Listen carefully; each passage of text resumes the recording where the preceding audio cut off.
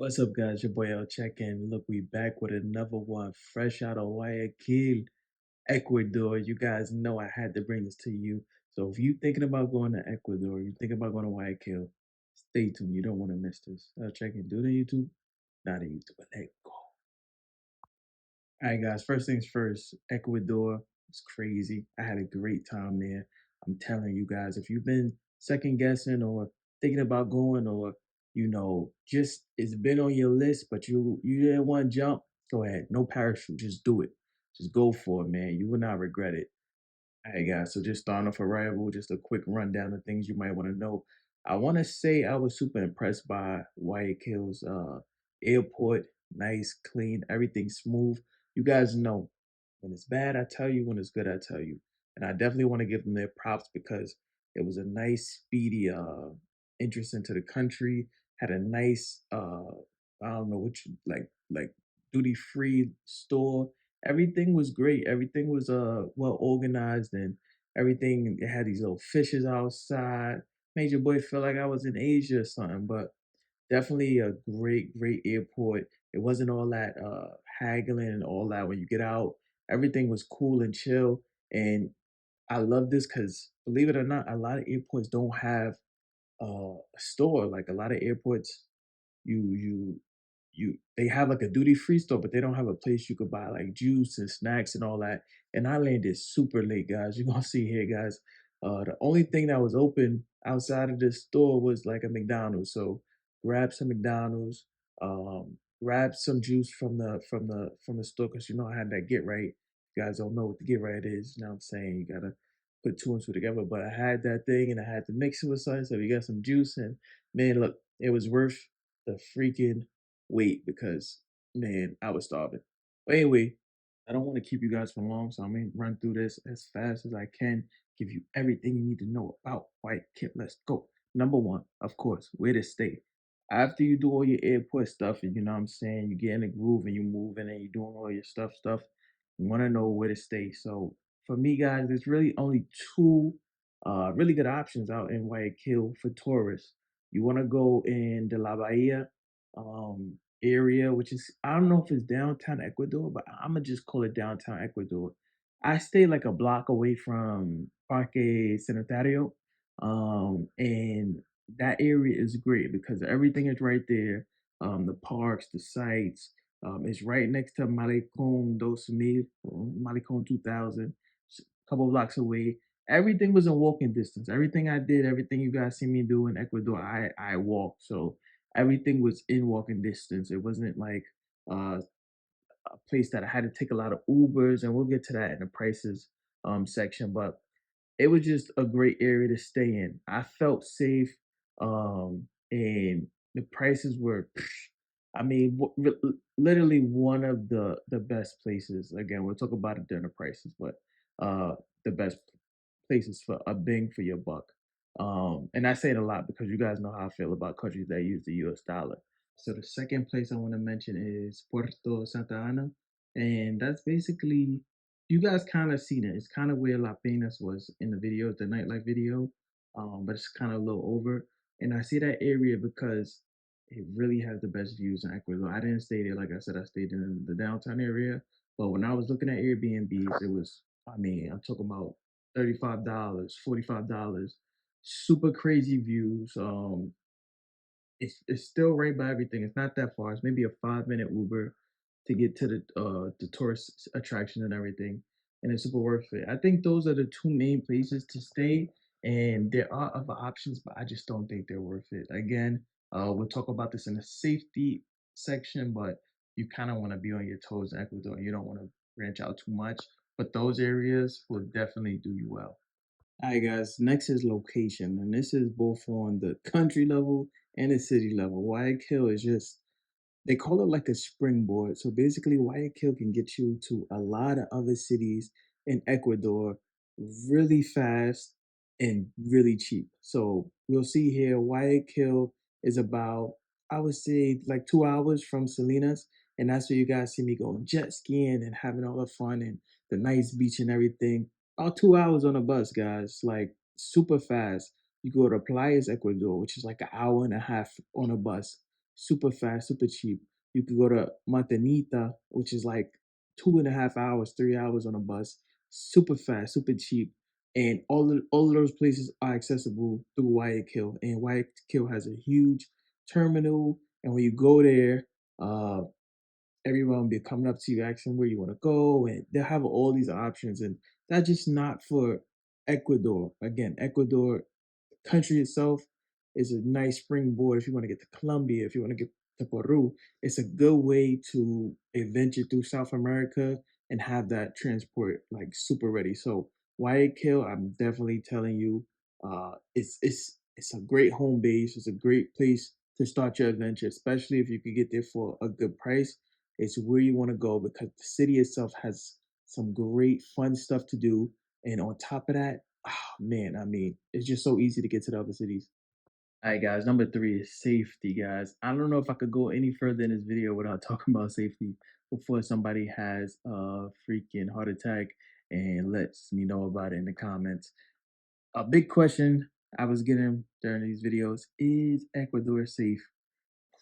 Guys, you know what I noticed? Very story time. Let me get a little personal here. So you guys, most of you guys know I'm from Harlem. And for me, guys, this question is always so freaking hard to say because coming from growing up in Harlem when I grew up out there, the decision, like danger was given. So the decision to do things in spite of danger is like secondhand for me. So if I wanted to go to a party, I just knew that there was an inherent risk about it. So for me, it's kind of hard to say if things are safe or not. But again, guys, personally, I felt safe. That doesn't necessarily mean you'll feel safe. If I had to compare it to other countries, it was as safe as any other Latin American country or any other country I've been to. It's no I can't even say it's no London because London has its own dangers, but it's no 42nd Street. It's no Beverly Hills. Uh, but at the same time, I didn't feel like I was in any danger. I didn't have any conflicts. I didn't have any situations that made me feel uncomfortable. I felt very comfortable. But again, I think this varies between, your personal experience. So just so you guys know, anytime you ask somebody this, it will be based on their experience. So I just want to throw it out there. Of course, I will always tell you guys to stay on your toes. Um, Try to avoid sketchy neighborhoods. Do as much research as you could do. Don't go out at night. If you have to go out at night, go out with a buddy. If you go on party and obviously don't get too wasted. It's just stuff that should be secondhand, but not any more dangerous than any other country I've been to. All right, next big one on my list is prices. Ecuador and prices. So you guys know if you see my Panama video, you guys already know how I feel about any country that uses the US dollar. I'm usually not a fan, but I must say, like I said, based on how like Guayaquil is set up in a way where so many things are walkable. It's a very walkable city, especially for tourists, I think, because a lot of the tourist stuff are in the same neighborhood. Now, a citizen or a local may tell me it's not walkable, but that's because you may be going from the south to the north, and I feel like most of the stuff for tourists are in the general vicinity. So a lot of times I found myself maybe taking a 4 minute Uber somewhere super quick just because I didn't feel like walking or something. But besides that, guys, I'm telling you, everything was well priced. Um, Most of the stuff when we went out to eat, you guys seen. I would say the most I paid for anything was like $35. I think that's what came up at the fancy restaurant we went to, as well as the ceviche place we went to. And guys, you gotta remember at the ceviche place, we had an appetizer, drinks, 2 meals. Like we really maxed out. Same thing. We went to like the tourist trap. I don't want to call a restaurant that, but it's on the most touristy strip that you could possibly find, and it came up to $35 for the paella for two with two drinks, which was the wine. So we talking about $17 a person. Um, I don't think you can get much cheaper than that as far as like the big things. Then of course we had empanadas. Street food was like $1, $2. Um, Talking about Airbnbs, I showed you the guys the prices. I can't make that up. some of the most affordable Airbnbs, especially being in those main tourist areas. You're not gonna find too many places that have this type of price point. So Ecuador is extremely affordable. Um, and yeah, guys, I mean, it's it's it's it's one of those countries that you'll get a good bang for your buck. All right, guys. This one was big to me. It may not be big to you, but this one was big to me, and I gotta point it out. So some guys are like, "Why didn't you go to Quito? Or why didn't you go to another part of Ecuador?" Me, guys, if you'll notice, you'll maybe never find me a place that's under 60 degrees. Only place I really go to that's under like 60, maybe like a Bogota. But anywhere else, guys, I'm going to hot places. I'm not a fan of the cold stuff. I tell you guys all the time, I'm not a YouTuber, bro. I'm not a YouTuber. So if you guys see me going to places, it's because I want to go to them and because I like them and because they're attracted to me. I know some YouTubers who, want to travel and they want to go see the world, but you won't catch me in Europe during the wintertime. You won't catch me there or going to like Antarctica, even though I'm gonna go to Antarctica one day. But you won't see it like it's gonna be on my time. It's gonna be like when I feel like it. Well, anyway, that's a long-winded way of telling you that Ecuador is hot. And I love going to hot tropical places.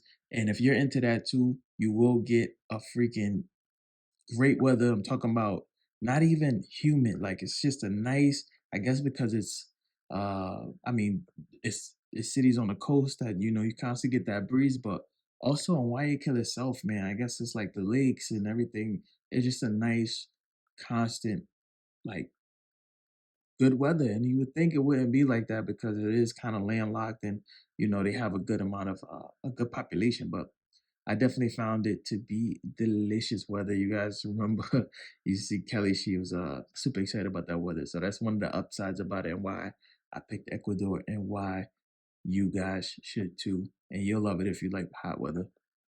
All right, guys, last but not least, I told you guys I would keep this quick for you, for you.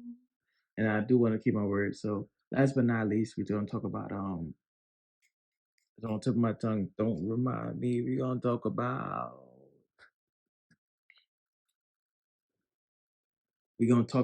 things to do. So I think one of the big concerns people have with Ecuador in general, but I think especially Guayaquil is it stuff to do.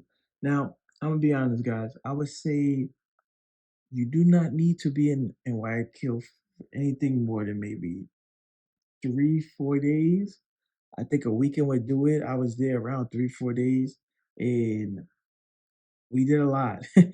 We did a lot in those 3 4 days. And then after I went to Salinas for a couple of days, but within those days of when I was in Guayaquil, I think I did everything in about the first 2 days. So I would say maybe a week in total in Ecuador would be great, especially if you're only planning on going to like one city. Of course, if you plan on going to different cities, you can stay there for a ton of times because basically how you want to do this, every city you want to make sure you're hitting a weekend. You got big party cities like Montanita and I'm blinking out on the other one, but there's some. I think no, I'm thinking about San Salvador. I'm thinking about El Salvador. Excuse me. I'm thinking about Altuco. But yeah, there's some big party cities, coastal cities, beach cities that you want to check out. You want to make sure that you're there on a weekend. So make sure you plan accordingly. If you go into a different city, make sure it's hitting a weekend so you can really maximize your time. Besides that, in Guayaquil itself, you could catch a lot of outdoorsy stuff to do, like walkable stuff. Like I said, hit the Malecon, you hit the city center, city square, the parks. Um, a lot of museum and stuff. It's it's a city. It's a city. So it's a lot of that type of stuff that you'll get in a lot of other Latin American uh cities. So a lot of stuff to do, a lot of stuff to keep you entertained, but you definitely can run through them pretty quickly because, like I said, they're all bunched together. Um, but anyway, look, that's it for Why I Kill Ecuador. I had to give you guys the game plan so you know what it's about. Like I said, it's your boy El Checking. You know how we do it. Yeah, check it. On YouTube, not a YouTuber. Stay tuned. We're gonna keep it going. What's up, guys? If you like the shirt you see me wearing in this video or any of my other videos, check out the description box below to get yours.